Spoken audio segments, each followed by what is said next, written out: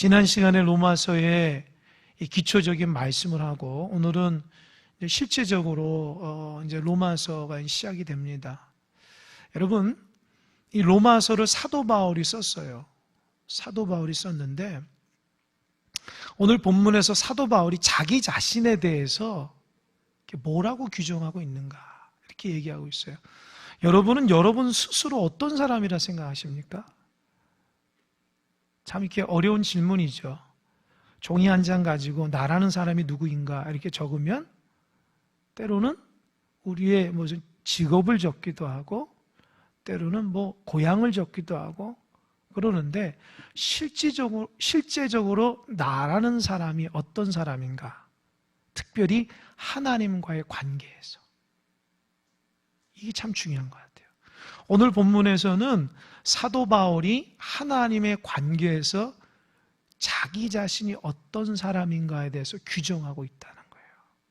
여러분, 성도는 하나님 안에서 나름대로 자기 자신을 규정할 수 있어야 됩니다. 나라는 존재가 하나님 앞에 어떤 사람인지. 1절을 다 같이 한번 읽어볼까요? 다 같이 시작. 예수 그리스도의 종 바울은 사도로 부르심을 받아 하나님의 복음을 위하여 택정함을 입었으니 이렇게 얘기하고 있습니다. 여러분, 여기에서 종이라는 말이 나옵니다. 근데 종인데 사도 바울이 종이라고 하는 이 종이라는 이 말의 헬라어는 둘로스네. 둘로스 무슨 선교회라고 들어보신 적 있죠? 이 둘로스인데 사실은 우리나라 이 번역은 종이지만 헬라어 둘로스라는 그 엄밀한 의미는 노예라는 의미를 갖고 있다고 그래요. 그러니까 나는 예수 그리스도의 노예라는 거예요. 그러니까 노예가 뭐죠? 완전히 주인에 속한다. 그러니까 자기 자신이라는 존재감은 없는 거예요. 오로지 주인을 위해서 살아가는 사람이 노예입니다. 그러니까 종이라는 것은 자기의 생각이 좀 있을 수 있죠. 그러나 노예는 철저하게 자기의 생각이 없는 거예요. 자기의 조금만치라도 주권이 없는 거예요. 그러니까 사도 바울은 예수 그리스도의 노예라는 거예요. 내 삶의 주인이 예수 그리스도라는 거예요. 근데 여러분, 노예라는 말이 조금 부정적으로 들릴 수 있을지 모르지만 사실은 노예라는 말이 그렇게 부정적인 건 아니에요. 우리가 생각할 때는 노예가 너무 강압적이고 율법적인 그런 냄새가 난다, 그렇게 생각할지 몰라요. 물론 그런 의미도 있겠죠. 그러나 이 노예에 대한 본문이 신명기 15장에 보면 6년 동안 노예가 있으면 어떻게 해요? 부리고 7년째는 어떻게 해요? 풀어주라고 하는 거잖아요. 그죠? 7년째? 예? 풀어주라는 거예요. 7년째가 안식년이잖아요. 풀어주는데 그때에 여러분 기억나는지 모르겠어요. 그 종이, 그 노예가 주인을 사랑하고 그 집안을 사랑하게 되면 자기 스스로 노예로서 또 있고 싶다고 선택을 하죠. 그 선택을 하는 방법이 뭔가요? 혹시 아십니까? 예, 귀를 뚫는 거예요. 아주 우등생만 있는 것 같아요. 맞아요. 귀를 뚫는 거예요. 귀를 뚫어서 나는 당신의 종입니다. 그 말은 내가 자유하지만 내 스스로 종이 되겠습니다.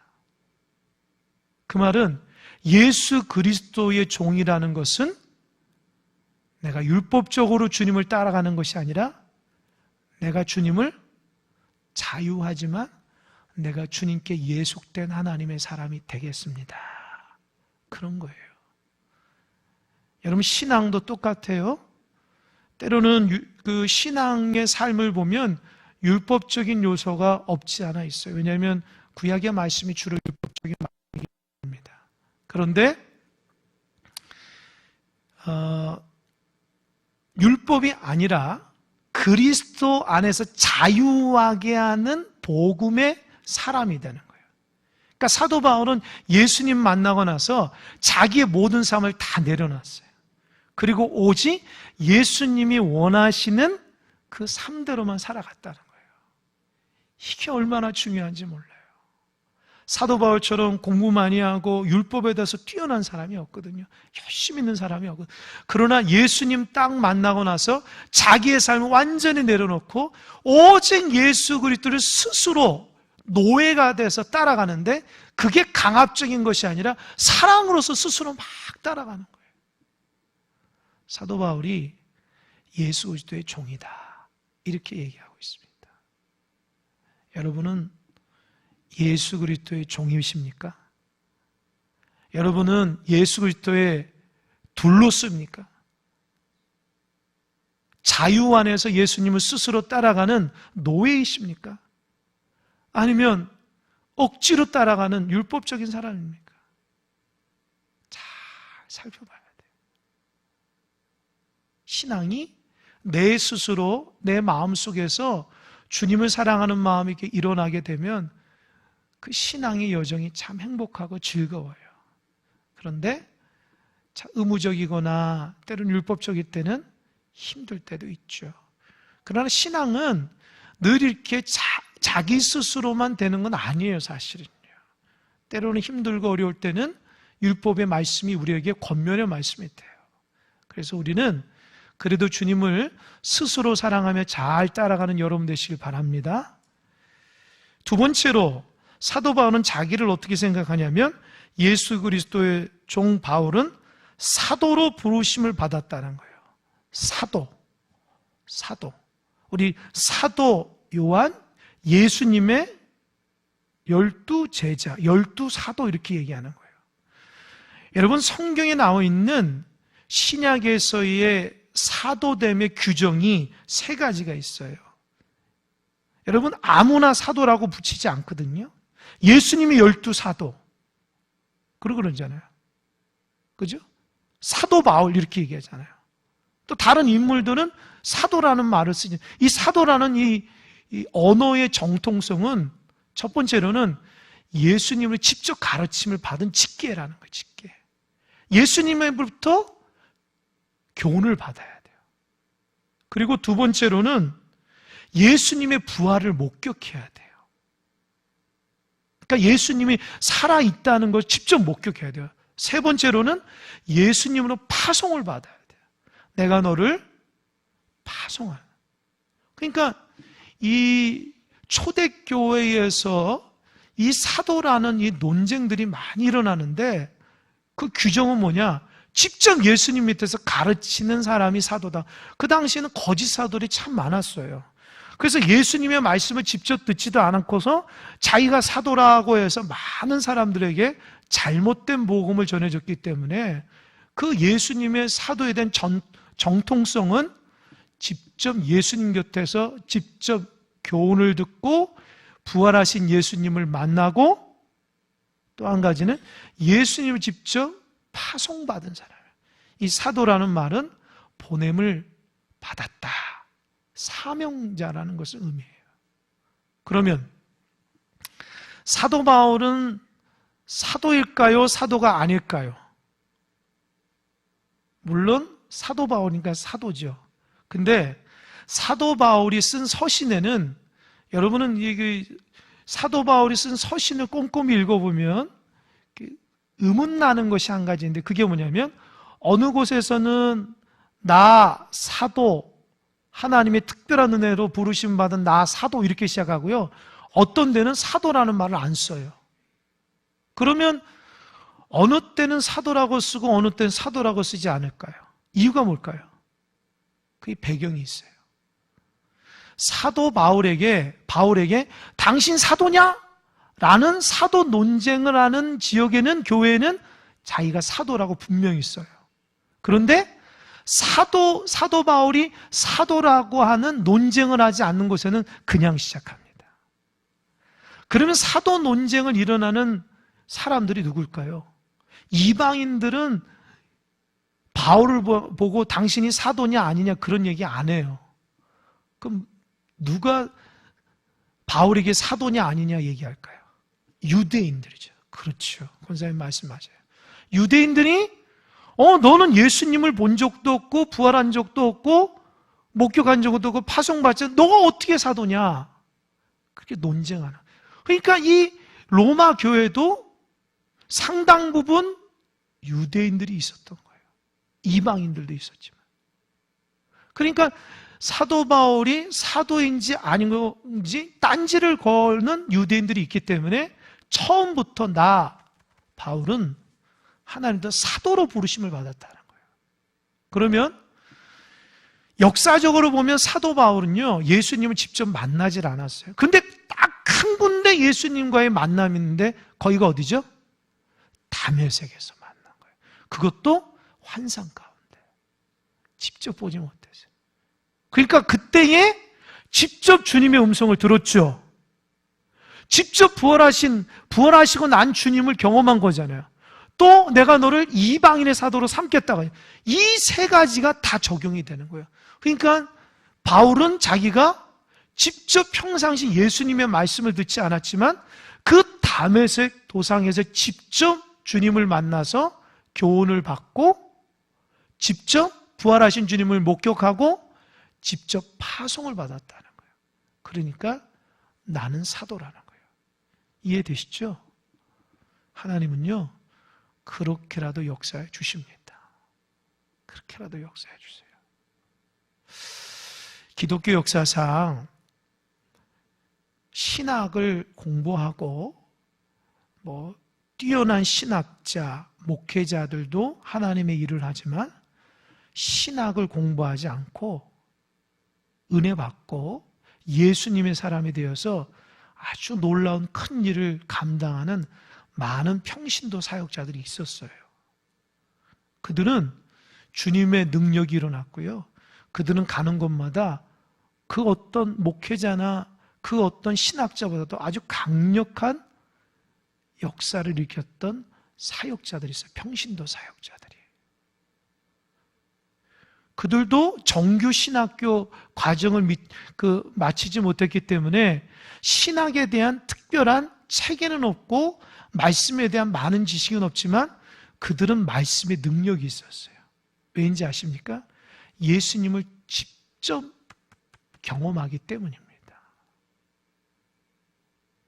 여러분도 마찬가지예요.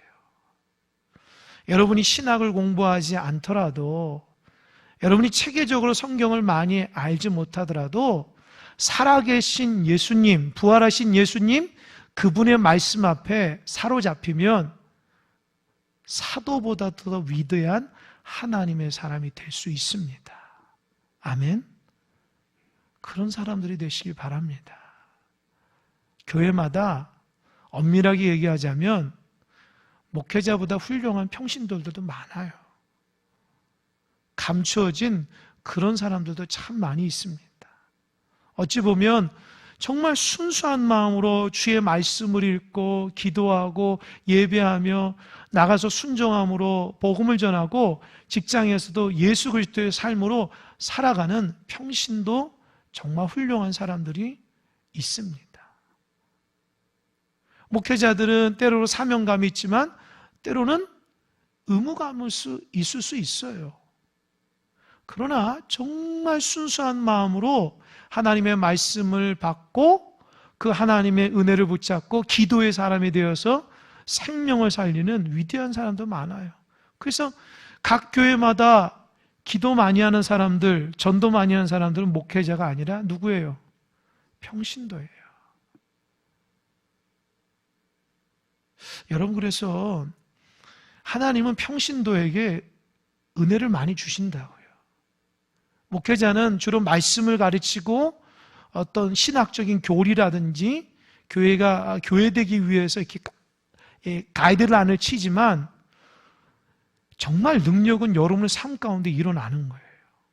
여러분들은 믿지 않는 사람들과 많이 만나잖아요. 그렇죠? 그분들과 함께 생활하잖아요. 그러니까 여러분들은 정말 예수님의 복음을 가지고 그들에게 능력 있는 삶을 살아갈 수 있는 하나님의 기회를 많이 주시는 거예요. 그렇기 때문에 이런 목회자보다 신앙이 더 뛰어나야 돼요. 이렇게 얘기하면 오해 삼은 분도 있을지 모르지만 여러분 정말 목회자보다도 일상적인 삶 가운데 은혜롭게 살아가는 사람이 있어야 돼요. 그래서 능력 있고 복음의 일꾼이 되고 기도의 사람이 돼야 됩니다. 사도 바울이 그런 사람이었어요. 예수님의 직계제자는 아니었지만 환상으로 예수님 만나서 완전히 삶이 변화됐어요. 제자보다도 더 많은 책을 썼어요. 어떻게 예수님이 직접 만나서 경험한 제자보다도 예수님에 대해서 더 많이 얘기했다고요, 사도 바울이. 그거 어떻게 해석하겠어요? 사도 바울은 예수님을 너무너무 사랑했다는 거예요. 날마다 예수님을 경험했다는 겁니다. 그러니까 우리도 예수님의 사도로서 보냄을 받은 사명자의 삶을 살아가는 여러분 되시길 바랍니다. 아멘이 작아요. 아멘? 네, 물론 사람이 적어서 작을 수도 있지만 2절을 보니까 한번 다 같이 2절 한번 읽어볼까요? 시작.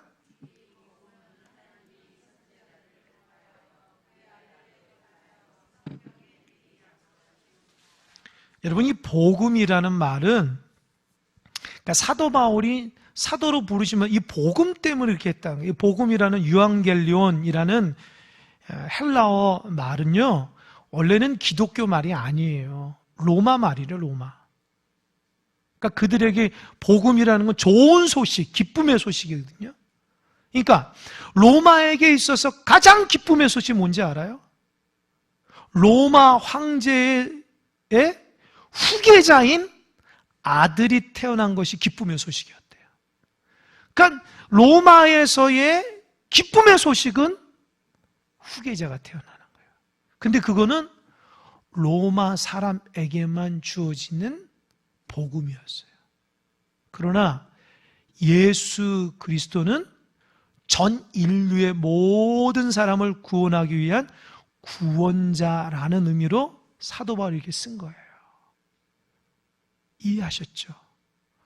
로마에서 적용된 말을 로마 사람들 수준으로 얘기했다는 거예요. 너희들이 생각하는 복음은 황제가 그 아들을 낳은 것이 복음이지만 우리에게는 예수님이 우리 가운데 있고 그분을 아는 것이 진정한 유앙겔리온, 참된 기쁨과 복음이라는 거예요. 여러분에게 있어서 정말 기분 좋은 소식이 뭘까요? 예? 로또 1등 당한 거? 그것도 뭐 복음일 수 있죠. 여러분에게 있어서 정말 복음이 뭐예요? 뭐 자녀가 잘 되는 것도 있겠고 뭐 하는 일이 잘 되는 일이 있겠지만 우리에게 진정한 복음은 예수님이 우리의 구주가 되어주시는 거예요. 아멘? 예수님을 믿으면 죄와 죽음의 문제를 해결된다는 거예요. 그래서 예수님을 믿으면 죽음에서 영생의 길이 열린다는 겁니다. 아멘? 이게 복음이라는 거예요. 그러니까 사도 바울이 지금 로마 교회에 쓰고 있는 관점 한번 생각해 보라는 거예요. 우리는 너무 복음 하니까 복음이 너무 싸구려처럼 됐지만 사도 바울이 말하고 있는 복음은요, 아주 위대한 복음이에요. 예수님을 믿으면 모든 것이 달라진다는 거예요. 그런 이 복음은 하나님이 어떤 모습으로요? 하나님이 선지자들을 통해서 그의 아들에 관해 성경에 미리 약속했다. 그러니까 성경의 핵심은 뭐예요? 예수 그리스도예요. 구약은 오실 메시아에 대한 메시지고 신약은 오신 메시아인 구원자인 예수님의 기록이니까 그러니까 구약이나 신약을 통해서 누구를 만나야 돼요? 예수님을 만나야 돼요. 그게 핵심이에요.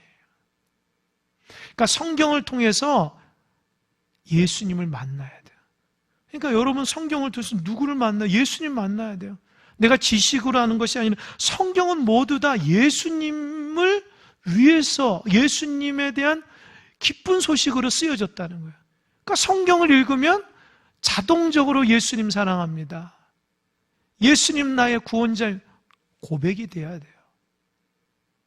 그러니까 성경을 읽으면 당연히 예수님의 사람이 돼야 되는 거예요. 근데 예수님이 어떤 분이냐? 3절 그의 아들에 관하여 말하면 육신으로는 다윗의 혈통에서 나셨고, 그러니까 육체적인 혈통에 대해서 예수님에 대해서 사도 바울이 말하는 게 어디예요? 다윗의 혈통. 그러니까 예수님의 육체적인 어머니가 누구예요? 마리아죠. 아버지는 누구예요? 요셉이죠. 요셉이 유다 가문.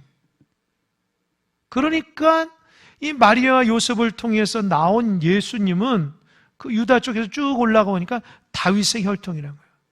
이 다윗이 이스라엘 백성의 가장 위대한 왕이라는 거예요.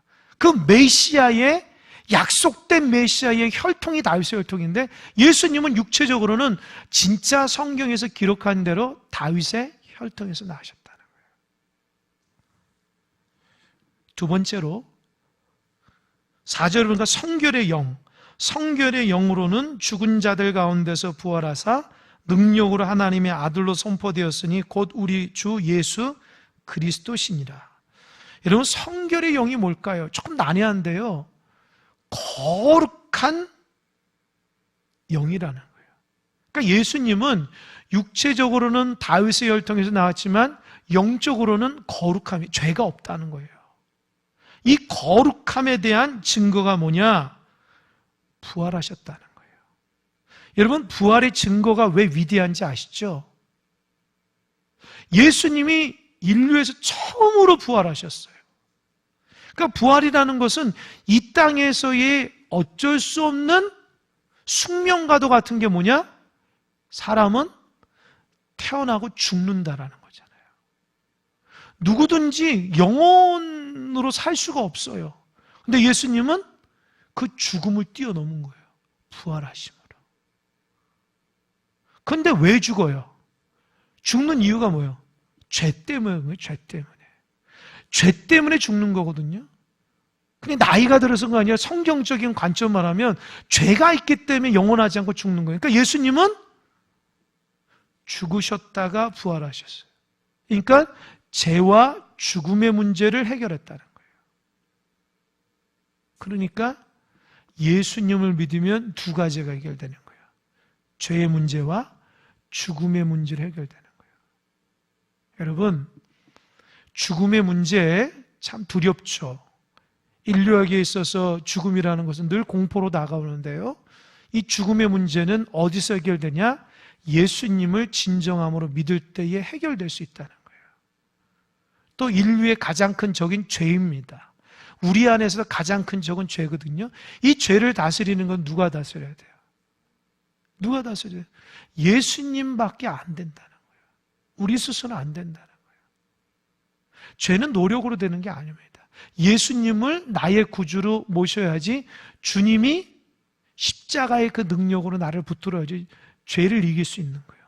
할렐루야. 그러니까 예수님을 통해서 죄와 죽음의 문제를 해결하는 것이 복음이라는 거예요. 복음이라는 거예요. 그러니까 인류가 해결하지 못하는 죄와 죽음의 문제를 누가 해결하셔요? 예수님. 그러니까 기쁜 소식, 놀라운 소식이 복음이라는 거예요. 여러분, 그동안 이거 알고서 신앙생활 했어요? 이거 알고서 신앙생활 했습니까? 근데 왜 기쁘지 않으세요? 그 비밀을 아는데도. 죄와 죽음의 문제를 해결될 사람이 왜 지금처럼 신앙생활 하게 될까요? 감격을 잃어버리면 안 돼요. 예수님의 그 부활의 이 복음의 역사에 대한 감격을 잃어버리면 안 됩니다. 감격을 잃어버리면 여전히 죄와 죽음이 우리 언저리에 늘 있게 됩니다. 여러분들, 예수님의 이름으로 승리하는 여러분 되시기 바랍니다. 그런데 4절 후반절에 보면 곧 우리 주 예수 그리스도, 그분이 우리의 로드십, 주인이라는 거예요. 할렐루야. 그러니까 저와 여러분의 주인은 누구예요? 예수님이에요. 꼭 기억하시기 바랍니다. 나는 주님의 것이라는 거예요. 이게 사도 바울이 로마 교회의 감격적인 자기의 고백이에요. 당신들은 예수님의 사람이라는 거예요. 예수님의 것이라는 거예요. 5절 다 같이 시작. 그로 말미암아 우리가 은혜와 사도의 직분을 받아 그의 이름을 위하여 모든 이방인 중에서 믿어 순종하게 하나니. 여러분, 그로 말미암아, 그러니까 예수님의 부활 사건을 통해서 또 예수님의 다윗의 혈통을 통해서 우리의 주인이 되셨다는 거죠. 그러니까 그로 인해서 어때요? 예수님 때문에 은혜와 사도의 직분을 받았다는 거예요. 그러니까 은혜는 누구로부터 나오는 거예요? 예수님. 은혜는 값없이 주어지는 거예요. 값없이 죄와 죽음을 이길 수 있는 것은 누구예요? 예수님. 이해하셨죠?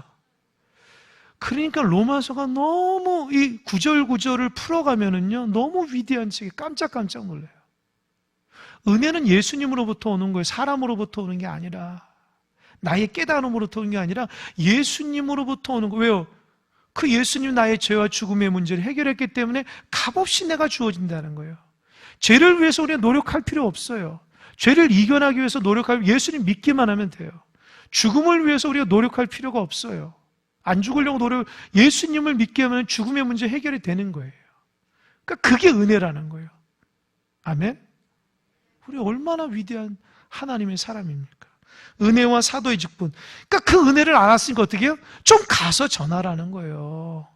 비밀을 너 혼자만 알지 말고 나가서 죄 가운데 허덕이는 사람에게 그 방법을 얘기해 주라는 거예요. 비밀을. 죽음 때문에 힘들어하는 사람에게 가서 얘기를 해주라는, 이게 사도의 직분, 신앙인의 사명입니다. 아멘? 여러분, 살아가면서 그리스도인이라, 성도라, 예수님의 사람이라, 예수쟁이라 자랑스럽게 여길 수 있어야 돼요. 부끄럽게 여기면 안 돼요. 우리는 예수님의 사람입니다. 예수님을 통해서 구원받은 하나님의 사람이에요. 그걸 모르는 사람에게 여러분이 그 삶을 보여줄 수 있어야 돼요. 여러분, 우리는 종교인이 아닙니다. 신앙인입니다. 아멘? 예수의 무슨 도를 따라가는 사람이 아니라 예수님의 생명을 얻은 사람이에요. 그러니까 그렇게 살아가는 거예요. 그로 말미암아 우리가 은혜와 사도의 직분을 받아 그의 이름을 위하여 모든 이방인 중에서 믿어 순종하게. 그러니까 예수님의 이름으로 이방인들에게 하나님의 말씀, 예수님의 복음대로 순종하게끔 전도하라는 거예요. 예수님대로 살아가면 그게 복음이고 우리에게 가장 좋은 삶이니 그들에게 가서 어떻게 해요? 그렇게 전하라는 겁니다. 6절, 너희도 그들 중에서 예수 그리스도의 것으로 부르심을 받은 것이나, 예수 그리스도의 것으로 너희도 예수님을 영접해서 지금껏 예수님의 사람으로 믿지 않는 이방인들에게 그런 은혜의 사도의 역사를 해야 된다는 거예요. 그러면서 7절 마지막 다 같이 시작. 로마에서 하나님의 사랑하심을 받고 성도로 부르심을 받은 모든 자에게 하나님 우리 아버지와 주 예수 그리스도로부터 은혜와 평강이 있기를 원하노라. 자, 보세요. 로마에서 하나님의 사랑하심을 받고 성도로 부심을 받은 모든 자. 여러분, 로마 교회가 언제 세워졌다고 그랬어요? 지난 시간에 기억나십니까? 로마는 사도 바울이 세운 교회가 아닙니다. 로마는 학자들에 의하면 오순절 마가의 다락방에서 120명이 기도할 때 성령이 임했을 때에 그 오순절의 절기를 지키려고 했던 수많은 사람들을 통해서 오순절 마가의 다락방에 있었던 성령이 임하고 이 방언하기 시작했잖아요. 그러면서 각국에 왔던 사람들이 우리나라 말을 할 수 있네라고 하면서 그 광경을 본 거예요. 그 성령의 역사를 보고 그때 예수님을 영접해서 로마까지 간 거예요. 그래서 오순절 마가의 다락방의 역사였던 성령의 역사 때문에 예수님을 만나고 로마에까지 가서 교회를 세워서 로마 교회가 되었다는 거예요. 그러면 사도 바울은 몇 년 후에 이 편지를 썼을 거예요. 로마가 20년 전에 세워진 그 교회에서 이제 로마 교회를 편지를 쓴 거예요. 왜요? 로마 교회가 어려움을 겪고 있기 때문에, 복음의 핵심으로 살지 못하고 고난 가운데 너무 힘들어하기 때문에 그리스도의 복음을 아주 체계적으로 전하기 위해서 사도 바울이 쓴 거라는 거예요. 그러니까 어때요? 로마의 교회가 세워지는 것은 어떻게 해요? 하나님의 전적인 은혜라는 거예요. 할렐루야. 여러분, 큰사랑교회 세워진 것도 전적인 하나님의 은혜예요. 여러분이 태어날 때부터 큰사랑교회 세워질 줄 알았어요? 아니잖아요. 예수님의 은혜로 세워진 거예요. 지금까지 이어지는 것은 하나님의 은혜입니다. 그러니까 로마의 하나님의 사랑하심을 받고 성도로 부르심을 받은 모든 자에게 하나님 우리 아버지와 주 예수 그리스도의 은혜와 평강이 있기를 원하라. 이제서야 하나님 아버지 우리 주 예수 그리스도의 은혜와 평강의 가치를 아는 거예요. 그냥 목사가 축도할 때 하나님 아버지의 사랑과 이게 아니라, 주문이 아니라 흐름 따라서 하나님께서 예수 그리스도를 통해서 우리에게 구원과 생명을 주신 흐름을 아니까 이제서야 사도 바울이 은혜로 세워진 로마 교회의 성도들에게 하나님 아버지의 예수 그리스도의 은혜와 평강의 가치를 아니까 축복이 나가는 거예요. 할렐루야. 그러니까 주문으로 들으면 안 돼요. 깊이 있는 의미를 가지고 그 성경을 반응할 수 있어야 돼요. 누누이 얘기하지만 우리는 종교인이 아니라 신앙인입니다. 하나님 말씀 앞에 감동받는 하나님의 사람입니다. 한 가지 예화만 드리고 마칠게요. 이 솔개라는 새는요, 몇 년 사는지 아십니까? 자료를 보니까 한 독수리는 25년 길게 살면, 근데 솔개는 70년 산대. 70년. 완전히 그냥 어르신이죠. 그죠? 근데 그렇게 보통 한 40년 사는데 그 40년 됐을 때에 30년을 더 사는 과정이 있다는 거예요.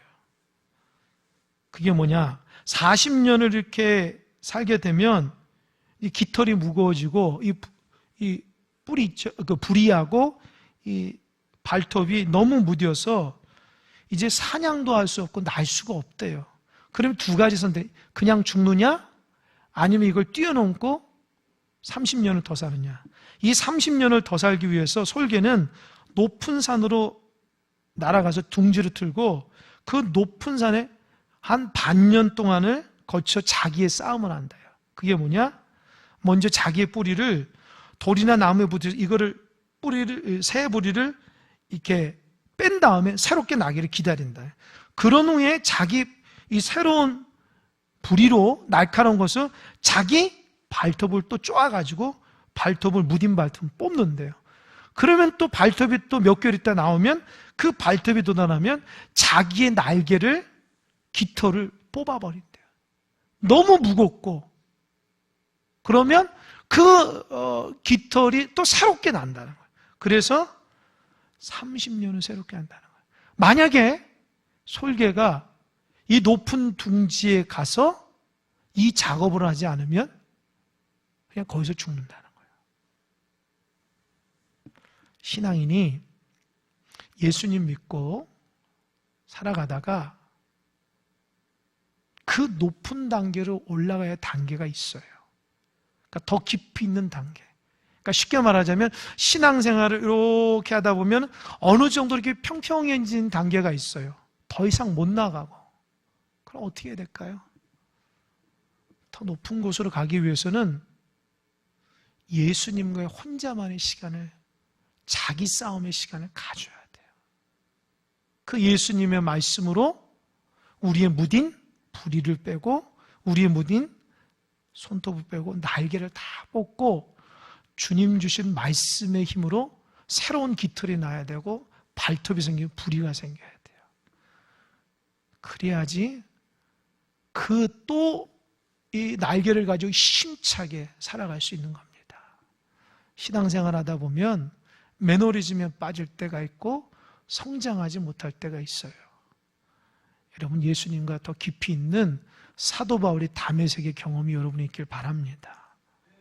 그래서 그분을 통해서 더 깊이 있게 주님의 사랑 안에 거하는 여러분 되시길 바랍니다. 기도하겠습니다.